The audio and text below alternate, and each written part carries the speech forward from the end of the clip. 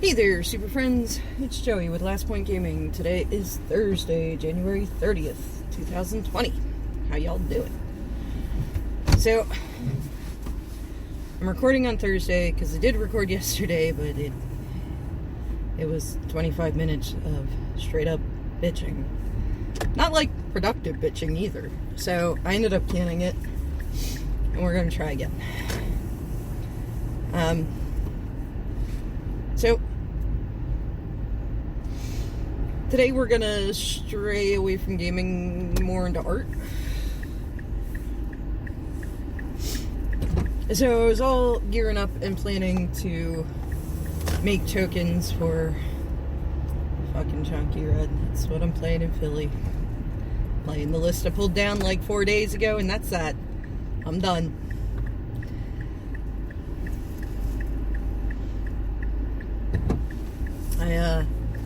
I was trying to get all techie with it, and Cody greatly disagreed with my thoughts, and so we're just gonna run the list. I already dug the 75 cards out, bought what I didn't have. There we go. Anyway, so I need tokens, of course. We're not gonna let this devolve into 25 minutes of straight up bitching again. So I needed an adventure token. I could probably use some more goblin tokens because I only have the one. I was going to do a Chandra emblem. I don't know how that's going to come together. I don't know. I could just draw a giant fucking fireball and right across it. Every time I cast a spell, you take 5. I don't know. What else did I need? I think that's it. I think it was just goblins. Oh, the elemental token for the phoenix in the sideboard. I have one. It's not great. Oh, Ragavan. I have to make a new freaking Ragavan because I can't find mine. So, hopefully it turns out as nice because my old Ragavan was pretty hype. I thought so anyway. A lot of other people thought so. So anyway, and Boss also contacted me. Messaged me through Facebook and was like, hey, can you make me worm tokens? Because he's been playing Tron at FNM. And I was like, yeah, that's a cool idea. I like making things for people. Also, I think he was one of the people either this year or last year that commented on my Facebook thread of, hey, if you're one of the first however many to comment, I will make you something this year. And, well, I never did it last year. So if he was on last year's list, I'm just making up for that. I have to go through and get the list again and write them all down and put them in my phone as a checklist and check them off as I do them because I'm gonna freaking do it this year. I think I only got like 6 anyway, so. Wow, you like really wanted to be behind me. That was exciting, man. I thought our cars were going to meet, become one forever. Anyway, so I've been posting pictures because that's what I do, and I've gotten a couple people, more on my Facebook, my locals, that are like, so you make cool tokens, huh? So I was thinking about it, and my new rig is supposed to get here on Tuesday. And I've been wanting to get in digital art more. And a friend of mine has one of the Drawly tablets you like connect to your computer and you can hand draw. Previously, all of my digital art was done with a mouse. I think that's why I like Illustrator better than Photoshop, because you can use like the line tool and shapes and shit.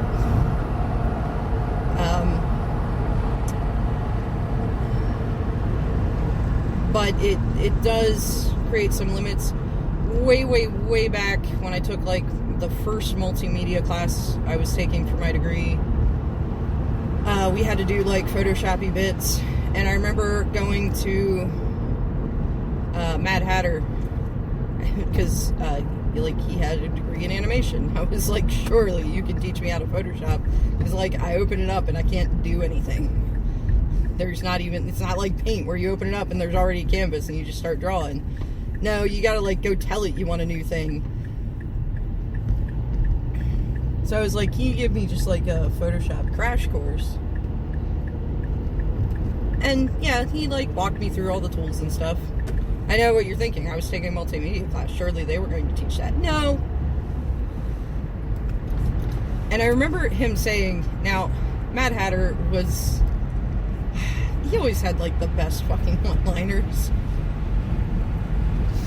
And, like, I'm trying to do all this stuff with the mouse, and he's like, if you're going to do digital art, you really should get one of these Drawly tablets. And I was like, yeah, I'm not doing a whole lot of it, though. Like, you know, I'm a programmer. I just tired of my, like, test sites and stuff looking like shit, and, you know, I'm taking this multimedia class anyway. He's like, well, trying to draw with a mouse is like trying to brush your hair with a chicken. I miss him. I don't miss anybody else from that crew, but I miss that guy. So anyway, long and short, a friend has one of those tablet-y bits that he said he would be willing to lend me so I can, you know, give it a try. He said they're a real pain in the ass to set up for left-handed, though. And as somebody who is left-handed, damn it. Seriously, y'all righties, you don't think about it. Do you know how hard it is to find left-handed can openers these days? It's like near impossible. Anyway, so I'm thinking about getting more into digital art and, you know, at least like getting nice clean scans of the ones that I've hand drawn, clean them up a little bit so I can mass produce. So a few weeks ago, Hurly Burly Alters, I think her name is Lindsay, I think. Like, I vaguely recall a conversation, you know, a thread going on and everything where she used her real name and everything, and I think it's Lindsay. And, she made, Caleb Shearer's new logo and stuff. She's doing, like, cool branding stuff for him, which is pretty awesome. And she had made stickers. So I DM'd her, because I really went back and forth, whether I should DM her or just, like, open tweet at her.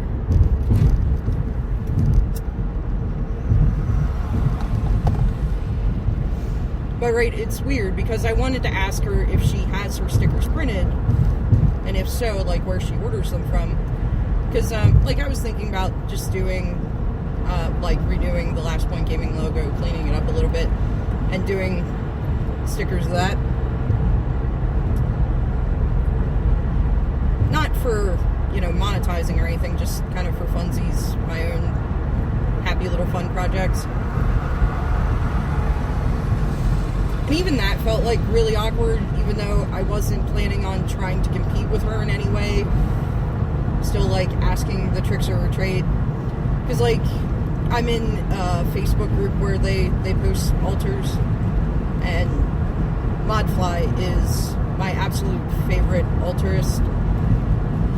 He really churns out some amazing work. But in this group, I've seen a lot of people, you know, post like, hey, I want to get into doing alters and everything. What paints do you recommend? Like, can you link me to what you think the best supplies for this are? And people are generally pretty forthcoming with, oh yeah, I got your back. But at the same time, you are actually asking somebody for knowledge to help you directly compete with them if you're planning on monetizing. So I DM'd her because I felt that way if she felt the question was inappropriate or didn't want to answer or whatever, it was real easy for her just to completely ignore the message, whereas if I open tweet at her and she never replies, depending on how people feel about that, it can have a kind of negative connotation to her. And, you know, she was really nice. She replied and she was like, oh, I print my own, but, you know, here's a site you might want to check out. I don't remember what it's called. I have it open in my mobile browser. Because she was like, I think you can get things printed there. You know, she was really cool about it. And I thought about reaching out to Inkling Customs to ask her if she prints her tokens or if she has them printed for her.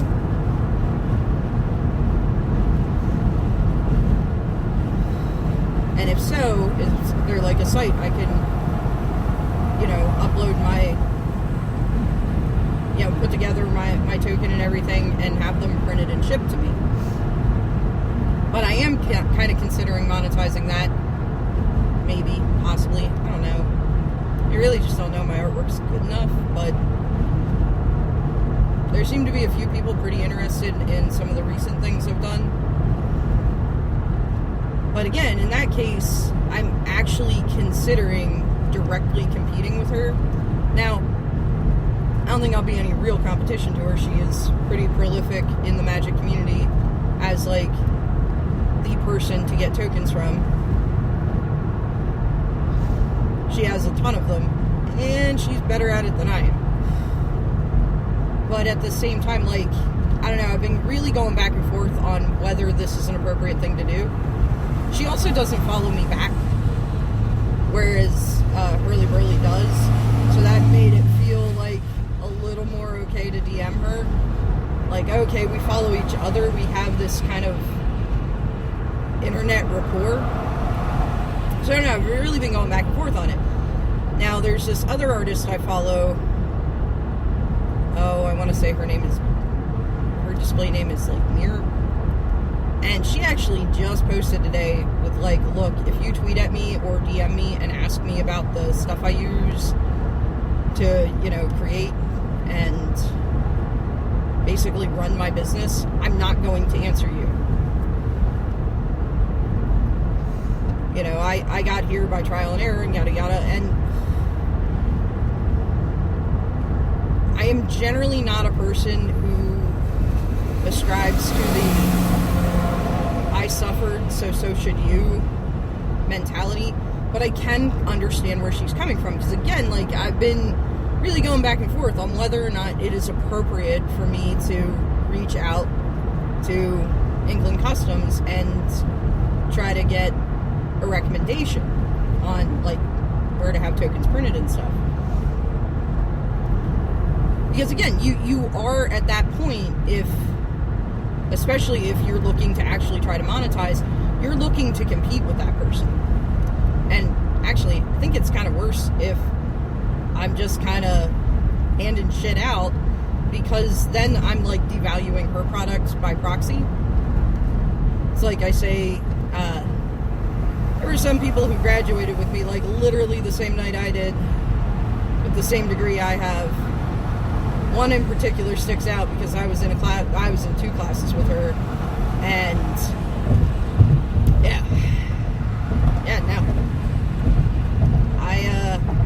she was also in my group for the capstone, and she was, like, I don't think she actually contributed anything useful to that project. I'm not trying to be harsh, I'm not trying to be mean, but I legitimately am pretty sure she was we had the one team of 4, everybody else was a team of 3, and we had 2 devs and 2 designers. And pretty much everything ended up falling on me and the one designer, because our other dev, who was supposed to do the front end work while I did the back end work, decided writing HTML and CSS was beneath him, so he wasn't going to do it because one of our designers could damn well do it, in which case I was like, so what is it you plan on developing? Like, you write JavaScript? No, that's beneath you too? Well, shit, dude. What are you planning on contributing here? And this other designer, like, we asked her to crop photos, and she messed up the dimensions, and so she was asked to redo it, and she just stretched her miscropped photos. Now, oh, somebody won my Powerball. Damn you. Anyway, now, I don't know how many of you are familiar with manipulating raster images as opposed to vector images. Vector images are, as they sound, plotted on a vector graph, and basically the lines rendered. So you can stretch and contort them and everything else. And they don't ever get blurry because the plots on the graph just reposition and the lines get redrawn. Raster images, however, which is what photographs are, if you stretch them, that's where you get that like weird blocky pixelated look, because it's taking those individual pixels and stretching them to take up more pixels, because that's all the computer knows how to fix it. So yeah, and she graduated with me that night, and I was like, you are devaluing my degree. Like, everywhere you interview at before me and they realize that you have like 0 skills, then when my application comes across their desk, they're going to be like, oh no, we already interviewed somebody with that degree. It's worthless. And God damn it, get out of my job pool. So, again, like, I don't even know if it's better or worse. The, like, yeah, so I'm planning on making shit for the fun of it and, you know, giving them away. So, the way she puts it, the artist that was like, yeah, I ain't helping you out, the way she puts it is a little harsh.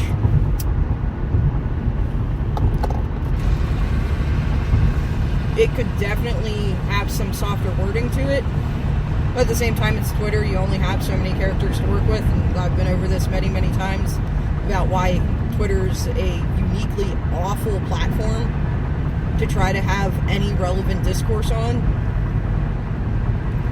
because this character limit leads people to strip out pleasantries and softening language so that their point comes across as blunt and harsh. I mean, I follow the woman because I like her artwork. Yeah, I like seeing it in my feed, and that's... But, again, I can kind of understand her point here.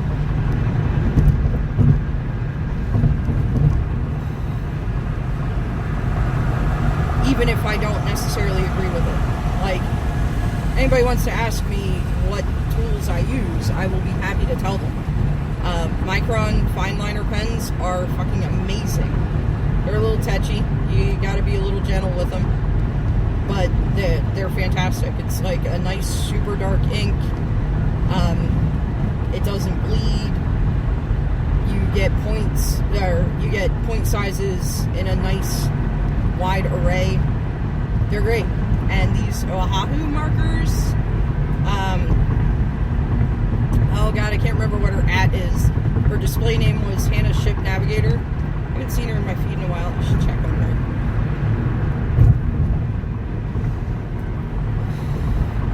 She's the one who recommended them, and they're not Copics.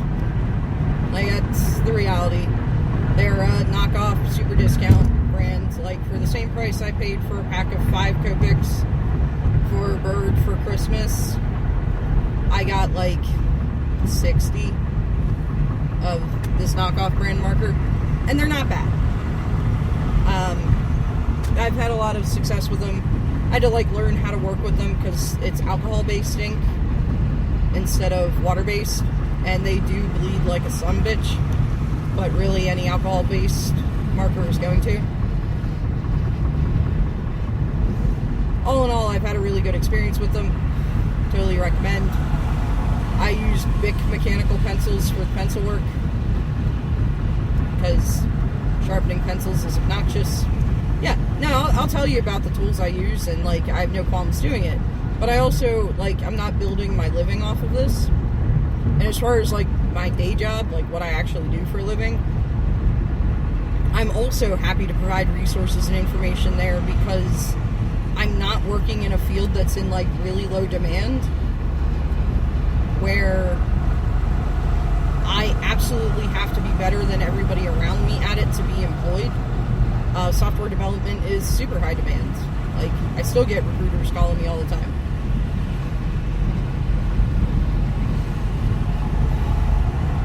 I was not unemployed for very long, all things considered. And honestly, I probably would have been unemployed for a shorter duration had it not been for the time of year. Nobody wants to bring you on during the Thanksgiving, Christmas, holiday season because,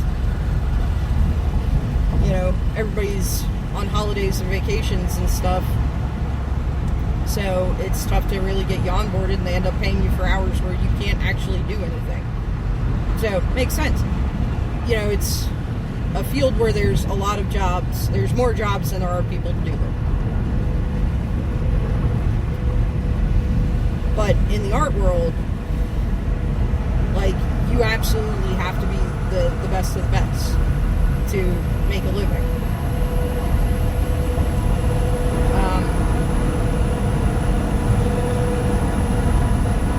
Go away, Kevin! Get away from me, big truck. Okay, that is a Bob's Burgers reference. That is not being racist.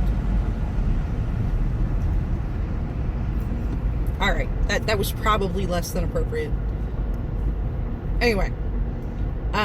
Yeah, you absolutely have to be very high-end and create a demand by being able to do things or provide a product nobody else can or is providing. And that's why I say, like, with England, she has really done an astounding job building a name for herself and monetizing and making money off of what is essentially an unneeded item in the game. You don't need tokens. WotC has started including them in packs, so that's cool, but you don't actually have to have them. You can use dice or whatever else. As long as you and your opponent can keep clear what's what, that's where you're at. But she has still created something that's so appealing to people that they will pay her money for this thing that they don't require to play the game. It's the same with, like, Hurly Burly has really managed to distinguish herself and build a name as an altruist. So what they've accomplished is pretty amazing, and I don't want them to think that I'm, like, trying to dethrone either of them, because I'm not. And that's where it gets a little iffy on, like, and it's funny that I've been kind of going back and forth on this, and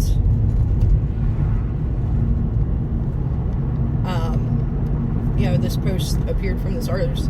She may have been the one that I commented on her Portfolio Day post and asked her what she uses for her digital drawing. But, you know, either way, like, I don't begrudge an artist saying, you know, I'm not gonna give my trade secrets out. Just like if, you know, you have a chef who has a specialty at, you know, a restaurant and you can only get this meal there, it's not very reasonable to expect that you walk up to said chef and say, hey, you know, give me your recipe for that. And if they balk at it, be like, wow, you're an asshole. Like, no, not really. You know, this is their creation. This is their thing. And yeah, you know, even with a very detailed recipe using the exact same equipment a professional chef is using to render a recipe, can I render the same results? Probably not, because I don't have the skill or the training or any of that. But it's still kind of the principle. You know, you don't just walk up to Gordon Ramsay and be like, hey, give me your recipe for this thing. Now, he has built himself a food empire on, you know, cookbooks and whatnot, but,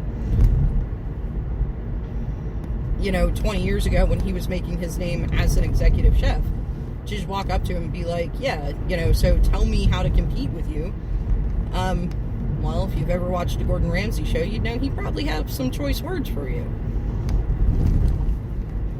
And, you know, when it comes to art,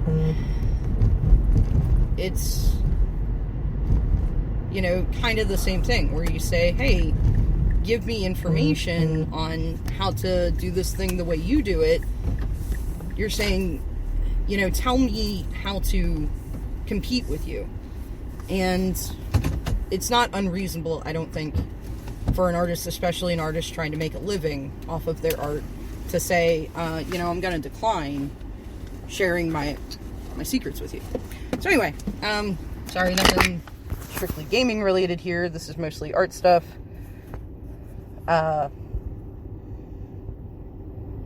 Sorry, reading notifications. But, yeah, that's my current thought. It's the thing currently taking up brain space. So anyway, as always, if you made it this far with me, thank you very much for listening, and hopefully I'll talk to y'all tomorrow.